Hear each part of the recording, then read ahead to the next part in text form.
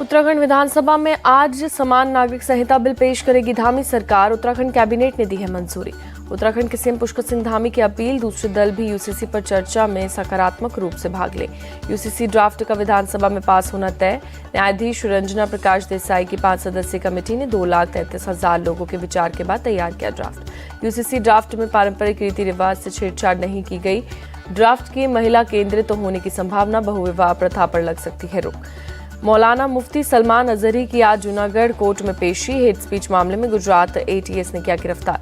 मौलाना मुफ्ती सलमान को सोमवार को मुंबई में लाया गया जूनागढ़।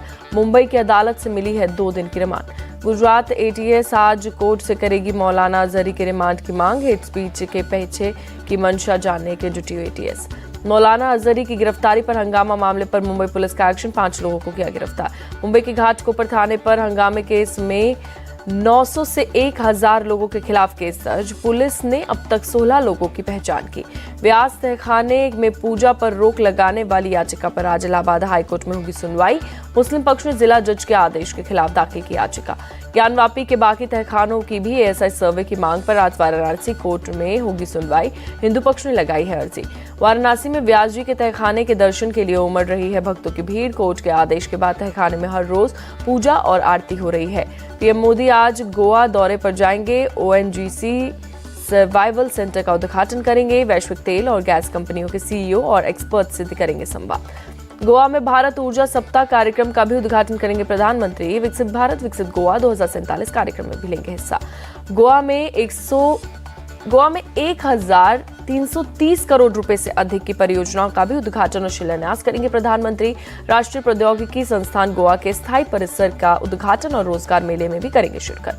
लोकसभा चुनाव को लेकर पीएम मोदी की बड़ी भविष्यवाणी, कहा बीजेपी को 370 सीट और एनडीए 400 पार। ईडी कार्रवाई पर बोले पीएम मोदी, जितना जुल्म कर लो, करप्शन पर एक्शन लेता रहूंगा। पीएमएलए के तहत 2 गुना केस दर्ज। पीएम मोदी ने कहा, चोरों का महिमा मंडन नहीं होने दूंगा। जिसने देश को लूटा है उसे लौटाना पड़ेगा। राहुल को लॉन्च करते करते कांग्रेस फेल हो गई। पीएम मोदी बोले, इनकी दुकान पर ताला लगने की नौबत आ गई। पीएम के एनडीए की 400 सीटों पार करने वाले बयान पर टीएमसी नेता सौगत रॉय का पलटवार, कहा ये पीएम मोदी का एरोगेंस है। सांसद दानिश अली ने पीएम मोदी के भाषण को अहंकारी भाषण करार दिया। बोले, देश की जनता अहंकार तोड़ देती है। कर्नाटक के उप मुख्यमंत्री डीके शिव कुमार का बयान, बोले राहुल गांधी हमारे नेता, प्रधानमंत्री उनसे क्यों डरते हैं। लोकसभा में अधीर रंजन ने राम का मुद्दा उठाया, कहा राम को चुनावी मुद्दा मत बताइए, अल्पसंख्यक आबादी में डर पैदा हो रहा है। देश की सुरक्षा व्यवस्था पर सवाल उठाने पर अधीर रंजन चौधरी पर भड़के रक्षा मंत्री राजनाथ सिंह, कहा सुरक्षा जैसे अहम मुद्दे पर थोड़ा संयम बरतना चाहिए। लोकसभा में आज से शुरू होगी बजट पर चर्चा। 1 फरवरी को पेश हुआ था अंतरिम बजट। यूपी विधानसभा में आज राज्यपाल के अभिभाषण पर चर्चा होगी शुरू। चर्चा के दौरान पक्ष विपक्ष में तकरार होने के आसार। अखिलेश यादव आज दे सकते हैं भाषण। बिहार में आज नीतीश कैबिनेट की होगी बैठक। पीएम मोदी से बुधवार को मुलाकात करेंगे सीएम नीतीश। तेलंगाना के सीएम रेवंत रेड्डी ने दिल्ली में सीनियर नेता सोनिया गांधी से मुलाकात की। तेलंगाना से लोकसभा चुनाव लड़ने की अपील की। चंडीगढ़ मेयर चुनाव पर सुप्रीम कोर्ट सख्त। चीफ जस्टिस डीवाई चंद्रचूड़ ने कहा, देश में लोकतंत्र की हत्या बर्दाश्त नहीं की जाएगी।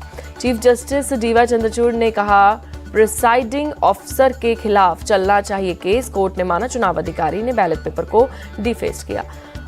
सुप्रीम कोर्ट ने चंडीगढ़ मेयर के कामकाज पर रोक लगाई। इस मामले की अगली सुनवाई 12 फरवरी को होगी। जयपुर में हिजाब पर प्रतिबंध लगाने और सीएए लागू करने की मांग पर अनशन पर बैठी छात्रा तंजीम मेरानी ने तोड़ा अनशन। शिक्षा मंत्री ने जूस पिलाकर अनशन तोड़वाया। हिंदुत्व को लेकर बोले उद्धव ठाकरे, कहा हमारा हिंदुत्व 2 धर्मों में आग लगाने वाला नहीं। हम पीएम मोदी को दुश्मन नहीं मानते, पर वो हमें समझते हैं। रत्नागिरी में उद्धव ठाकरे का बयान।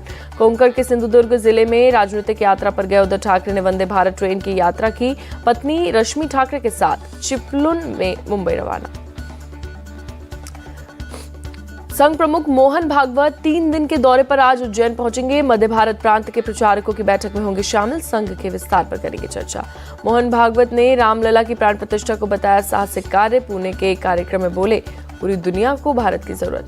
गुना के मुंगावली में दिखा केंद्रीय मंत्री ज्योतिरादित्य सिंधिया का अलग अंदाज। अचानक गाड़ी से उतरकर ठेले और रेडी वाले दुकानदारों से की मुलाकात। कांकेर में 5-5 लाख के 2 नक्सली कमांडर गिरफ्तार, पुलिस के चलाए गए नक्सल विरोधी अभियान में मिली कामयाबी।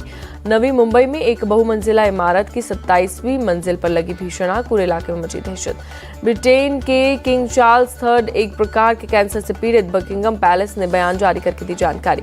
किंग चार्ल्स के प्रोस्टेट ग्रंथि की जांच के दौरान कैंसर का पता चला, कैंसर के प्रकार की अभी तक नहीं दी गई जानकारी। पाकिस्तान के पूर्व पीएम नवाज शरीफ ने पाकिस्तान मुस्लिम लीग की सरकार बनने का दावा किया, पंजाब के मुरी में चुनावी रैली की गई। पाकिस्तान पीपल्स पार्टी के प्रमुख बिलावल भुट्टो ने नवाज शरीफ पर लगाया धांधली का आरोप, कहा नवाज शरीफ उनके साथ बहस करने से डरते हैं। फ्रेंच विदेश मंत्री स्टीफन सर्जन ने गाजा को बताया फिलिस्तीनियों की धरती, गाजा से फिलिस्तीनियों के पलायन को बताया गलत। पेटीएम ने फेमा के उल्लंघन और जांच की रिपोर्ट से किया इनकार, कहा पेटीएम और पेटीएम पेमेंट्स बैंक लिमिटेड के खिलाफ कोई जांच नहीं चल रही। एयरटेल के मुनाफे में 54% का उछाल, तीसरी तिमाही में कंपनी ने कमाया 2442 करोड़ का शुद्ध मुनाफा। अंडर 19 वनडे वर्ल्ड कप का पहला सेमीफाइनल आज भारत और साउथ अफ्रीका के बीच होगा मुकाबला, दोपहर 1:30 बजे शुरू होगा मैच। बेसबॉल में फंसे इंग्लैंड के बल्लेबाज, विशाखापट्टनम टेस्ट में भारत ने 106 रन से हराया।